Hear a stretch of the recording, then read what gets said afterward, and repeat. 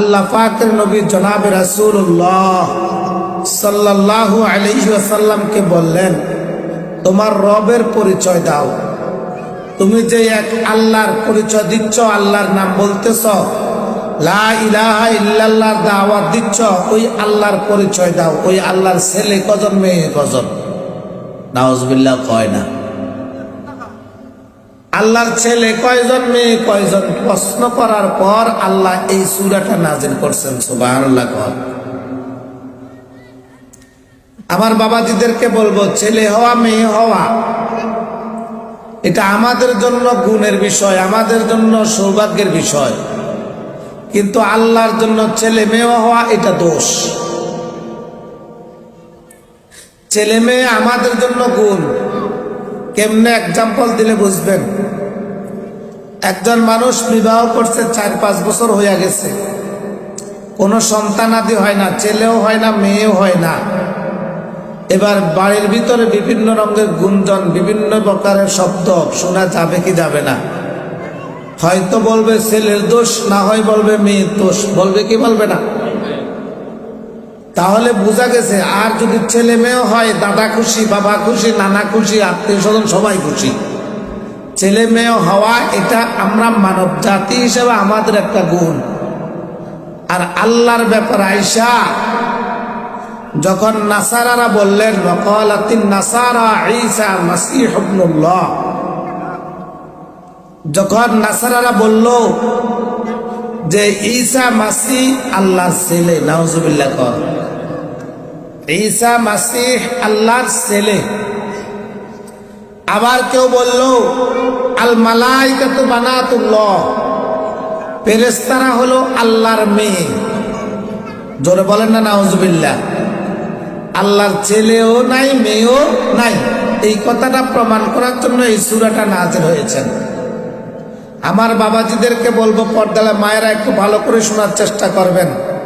যে সমস্ত ভাইয়েরা এখনো রাস্তাঘাটে আছেন, তাড়াতাড়ি মাহফিলে চলে আসেন। আল্লাহ পাক রব্বুল আলামিন পুরা কোরআন মাজিদ যখন তালাশ করলে পাওয়া যায়, কোরআনে মাজিদের সিস্টেম হলো আল্লাহ এবং আল্লাহ রাসূলের বন্ধুত্বের সিস্টেম হলো, যেখানে আল্লাহ পাক রব্বুল আলামিনের নামে ইহুদি নাসারারা নাস্তিকেরা যখন আল্লাহর বিরুদ্ধে কথা বলে, তখন আল্লাহ তাআলা রাসূলুল্লাহ সাল্লাল্লাহু আলাইহি ওয়াসাল্লামের মাধ্যমে সেটার জবাব দেয়।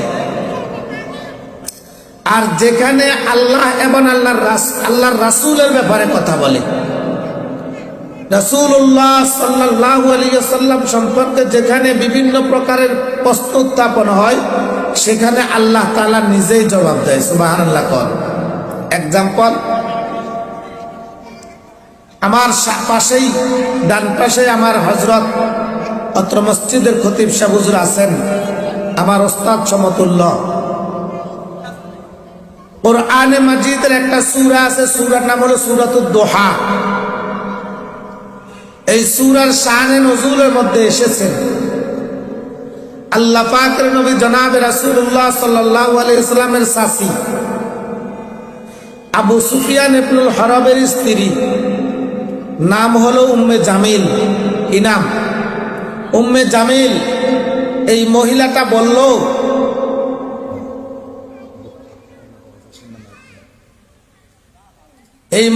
বলল, যে রাসূলুল্লাহ সাল্লাল্লাহু আলাইহি ওয়াসাল্লামের পুরা জীবনের মধ্যে কোন রাওয়ায়াতে আছে 3 দিন 5 দিন, মোটামুটি অল্প কিছুদিন আল্লাহ পাকের পক্ষ থেকে জিবরাইল আমিন আসা বন্ধ ছিল। জিবরাইল আমিনও আসে না, নবীজি রাসূলুল্লাহ সাল্লাল্লাহু আলাইহি ওয়াসাল্লাম ভোর রাত্রে তাহাজ্জুদের নামাজের সময় উঠতে পারে না। বুঝাচ্ছেন কি? বুঝাইতেছেন, ও নবী আপনিও আমি আল্লাহর কাছে ধরা। সুবহানাল্লাহ।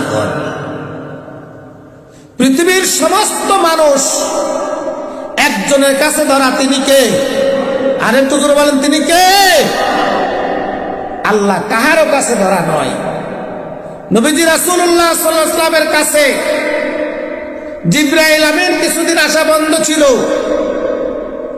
এই দিক দিয়ে রাসূলের ঘরের পাশের ঘর চাচির ঘর, আবু সুফিয়ান ইবনুল হারামের স্ত্রী উম্মে জামিল আর মহিলা মানুষ। মহিলাদের কথা তো বুঝেন, এমন এমন কথা বলে কলিজা ছিদ্র হইয়া যায়। এটা ওয়াজ শুনলে তো মহিলারা এবার কামারে গাইলেন। আর আমার তার কথাই তো বলতেছে, এমন এমন কথা বলে মনে হয় যেন এখনো 1 2 3 দিয়ে লাই। কথা মনে বুঝাইতে পারি নাই। মহিলাদের কথা এমনি পত্র, ভালো কথা তাদের কাছে জীবনও পাবেন না। সারা দিন আপনি তাদের জন্য জীবন দিয়ে লাইছেন, পুরো জীবন জৈবন সব শেষ, একটু হাঁটা 2 টাকা রাখতে দেরি হয়েছে, তোমার সংসার আসে কিছুই পাই নাই। কথা কয় না, করবো কি করবো? উম্মে জামিল মহিলা মানুষ। রাসূলুল্লাহ সাল্লাল্লাহু আলাইহি ওয়াসাল্লামের ব্যাপারে বলতেছেন, মুহাম্মদের কাছে যে শয়তানটা আসতো, ওই শয়তানটাও এখন আসে না, মুহাম্মদ আর উঠতে পারে না। নাউজুবিল্লাহ বলেন। শয়তান বলছে কারে? জিব্রাইলকে। কাকে বলছেন? জিব্রাইলও আসে না, রাসূলও ভোর রাতে উঠতে পারে না। মুহাম্মদের কাছে যে শয়তানটা আসতো, ওই শয়তানটা মুহাম্মদকে ছেড়ে চলে গেছেন। এই জন্য মুহাম্মদের আল্লাহও এখন আর নাই, মুহাম্মদের কাছে আর এখন আর ওহী আর নাযিল হয় না। এই প্রশ্নটা যখন আসছে, উম্মে জামিল যখন বলে দিল মানুষদেরকে, আল্লাহ বলেন আমি আর বসে থাকতে পারি নাই, ও রাসূল আমি আপনার পক্ষ হইয়া জবাব দিতেছি। ওয়াদুহা ওয়াল লাইলি ইযা সাজা মা ওয়াদ্দাআকা রাব্বুকা ওয়া মা ক্বালা ওয়ালাল আখিরাতু খায়রুল লাকা মিনাল উলা। আমার মালিক ডাক দিয়ে বলে, ও রাসূল আপনাকে নিয়ে যখন কটূক্তি করলো, আপনার ব্যাপারে যখন কথা বললো, আপনাকে ছাইড়া আমরা চলিয়া গেছি। না রে রাসূল না, আমরা আপনাকে ছাইড়া যাই নাই। অল্প কিছুদিনের জন্য মুহাম্মদের কাছে জিবরাইল আসা বন্ধ করে দিলাম, বুঝাই দিলাম, ও মুহাম্মদ তুমিও আমি আল্লাহর কাছে ধরা, পৃথিবীর সমস্ত মানুষগুলো আমার আল্লাহর কাছে ধরা, মাজার ওয়ালা যারা আছে তারা আমার আল্লাহর কাছে ধরা, বাবা মা যারা আছে তারা আমার আল্লাহর কাছে ধরা, পৃথিবীর যত মানুষগুলো আছে রে সবাই একজনের কাছে ধরা। তিনি কে? আল্লাহ বলেন আমি কিন্তু কাহার কাছে ধরা নয়, আমি কিন্তু কাহার কাছে ধরা নাই। ও রাসূল আপনার ব্যাপারে যখন প্রশ্ন করলো, আপনার ব্যাপারে যখন কটূক্তি করলো, আপনাকে ছেড়ে চলে গেছি, আপনার উপর অসন্তুষ্ট না, না আমরা আল্লাহর রাসূলের উপর কোনো অসন্তুষ্ট নয়। আমি আল্লাহ ঘোষণা দিলাম, আমি আল্লাহ আছি, জিবরাইলও আমি আছে। সুবহানাল্লাহ। এবার আল্লাহ পাক রব্বুল আলামিন বলেন, ও আল্লাহ, আল্লাহু আকবার, আল্লাহু আকবার। আল্লাহ ডাক দেবেন, ও মুহাম্মদ আমার ব্যাপারে যখন প্রশ্ন উঠলো, আমার ব্যাপারে যখন বললো ঈসা হলো আমার ছেলে, এই কথাটা যখন বললো, তাহলে এটা আমার একটা দোষ বলতেছে, আমার কোনো ছেলে সন্তান নাই, আমার সন্তানাদি নাই। যখন বললো ফেরেশতারা আমার মেয়ে, আমার প্রেস্টিজের ব্যাপার হইয়া গেল। ও মুহাম্মদ এবার আমার পক্ষ থেকে তুমি জবাব দাও। কুল নবীজি আপনি বলেন, আমি আল্লাহ তোমার মাধ্যমে জবাব দিতেছি। উল বলিয়া আল্লাহ পাক রব্বুল আলামিন নবীজির মাধ্যমে বলাইতে আছেন। নবীজিকে বলতেছেন, ও নবী তুমি বলো আল্লাহু আহাদ, আল্লাহ একজন। সুবহানাল্লাহ। কোন আল্লাহ কয়জন? আরো জোরে করেন আল্লাহ কয়জন?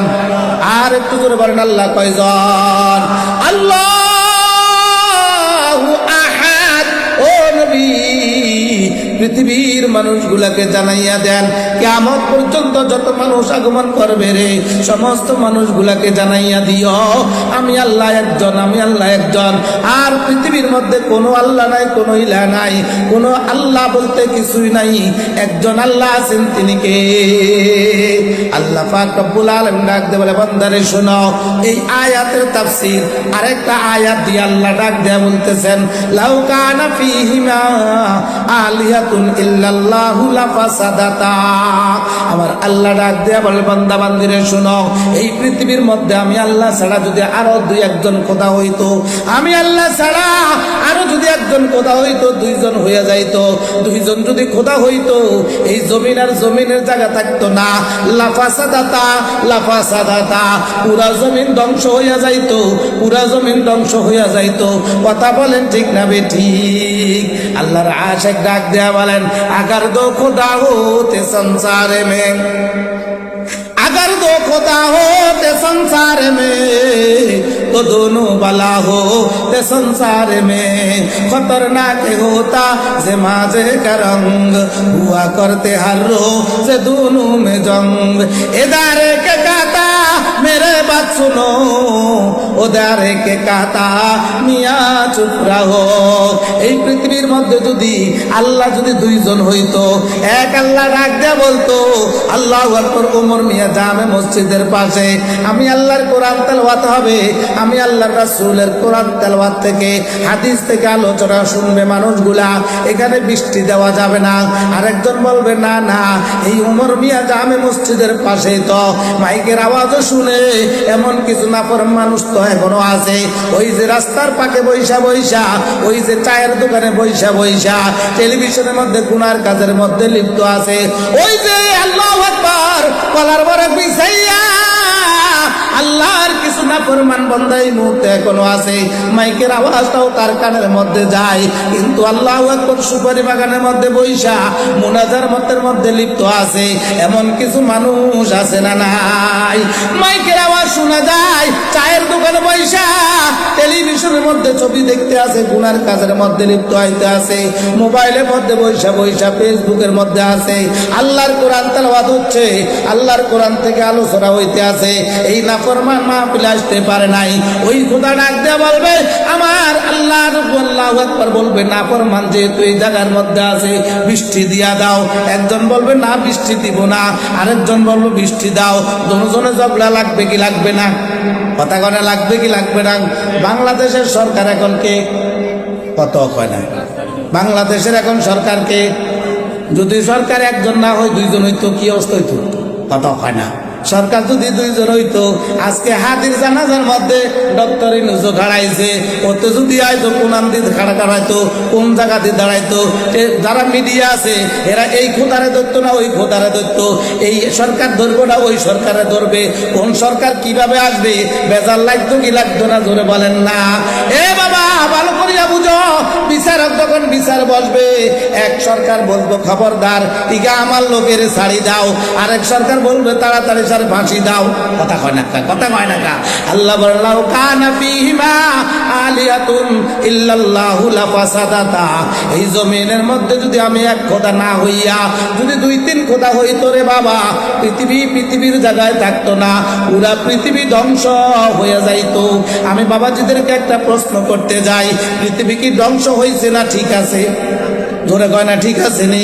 তার মানে আল্লাহ কয়জন আরো জোরে কয় না আল্লাহ কয়জন আল্লাহ এই কথাটাই এই সূরার প্রথম আয়াতের মধ্যে বলেন কুল ও নবী আপনি আমার পক্ষ হইয়া বলেন আল্লাহু আহাদ আল্লাহ এক আল্লাহ কয়জন আরো জোরে কয় না আল্লাহ কয়জন আল্লাহ হলেন একজন রে বাবা আল্লাহ পাক রব্বুল আলামিন ডাক দিয়ে বলেন পরের আয়াতে যাইতে আছে আল্লাহ এক আল্লাহুস সামাদ আল্লাহুস সামাদ আল্লাহ বেনায়াজ আল্লাহ কারো মুখাপেক্ষী নয় পৃথিবীর সমস্ত মানুষগুলা একজনের মুখাপেক্ষী তিনি কে আল্লাহু আকবার আল্লাহু আকবার এই কথাটাই আল্লাহ তাআলা বলেন আমি কারো কাছে মুখাপেক্ষী নয় আমি কারো কাছে ধরা নয় পৃথিবীর সমস্ত মানুষ আমি আল্লাহর কাছে ধরা কথা বলেন ঠিক না ঠিক আল্লাহু আকবার বাবাজি ভালো করিয়া বুঝো আল্লাহর এমন কিছু মানুষ আছে পৃথিবীর মানুষগুলোর মধ্যে দেখলে তাকাইলে বোঝা যায় 5-6 বছর হয়ে গেছে সন্তানাদি নাই আসেনি আসেনি ডাক দিয়ে বলতেছ অমুক বাবার দরবারে যাও সন্তানাদি হবে বলেন তো দেখি কোন বাবার ক্ষমতা আসেনি সন্তান দেওয়ার না কথাও কয় না কোন বাবার ক্ষমতা আছে সন্তান দেওয়ার কোন মায়ের ক্ষমতা আছে সন্তান দেওয়ার পৃথিবীর কারো ক্ষমতা নাই একচ্ছত্র মালিক তিনি কে এক আল্লাহ সন্তান দেন ওয়ালা তুমি যদি মনে করো স্বামী স্ত্রী মিলনের মাধ্যমে সন্তান হবে তোমার এটা সম্পূর্ণ ভুয়া কথা সম্পূর্ণ ভুল কথা ও বাবাজি ভালো করিয়া দেখো এমন কতগুলো মানুষ আছে সন্তানাদি হয় না তার সন্তানের না হওয়ার পিছনে কোনো কারণ দেখা যায় না কোনো সমস্যা দেখা যায় না স্বামী স্ত্রীর মিলনও ঠিক আছে স্বামী স্ত্রীর হরমোনও ঠিক আছে সব কিছু ঠিক আছে কিন্তু সন্তান দেয় না একজন তিনি কে আবার বাবাজি ভালো করিয়া দেখো এমন কতগুলা মানুষ দেখা যায় শুধু ছেলে হয় কোনো মেয়ে হয় না আসেনি এরকম ধরে কয় না আসেনি আছে নাকি কোনো ছেলে নাই শুধু শুধু মেয়ে হইতে আছে, মেয়ে হইতে আছে। ও যুবক ভাইয়েরা ভালো করিয়া বুঝো, এই ছেলে যে হয় না, মেয়ে যে হয় না, শুধু মেয়ে যে হইতে আছে, এটা তোমার বউ দোষ নয়, এটা